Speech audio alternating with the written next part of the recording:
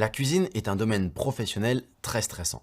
La rapidité d'exécution, l'exigence client, l'obligation de résultat, les timings serrés, les denrées à travailler correctement ou encore les possibilités d'échec sur une recette, de brûler un aliment, de se blesser, de ne pas travailler suffisamment vite ou correctement, mais aussi la nécessité de changer la carte quotidiennement, sont autant de facteurs qui peuvent ajouter du stress dans la vie quotidienne d'un professionnel de la restauration.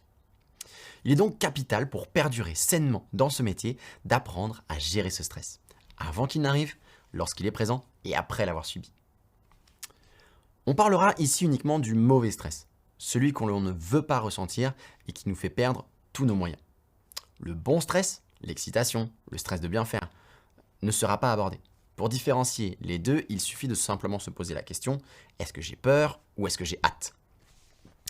Pour éviter d'être stressé, il est possible de faire certaines choses avant qu'ils n'apparaissent. Tout d'abord, bien se reposer, autant que possible, car dans le domaine de la restauration, les horaires sont souvent à rallonge. Vous pouvez aussi visualiser la journée. Comment s'organiser? Par quoi commencer? Visualiser la situation stressante et s'y préparer.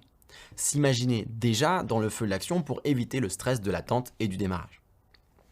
En effet, le stress disparaît souvent dès le moment où l'on se met en action.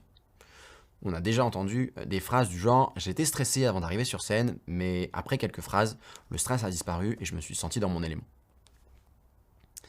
Pour gérer le stress pendant qu'il est en vous, il existe plusieurs attitudes à adopter. Tout d'abord, se concentrer.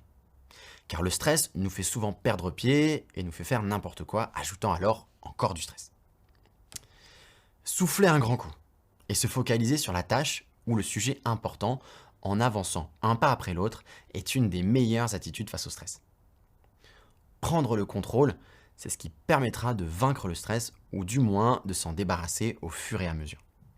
Rien de plus stressant que d'attendre devant une salle pour un oral ou un examen.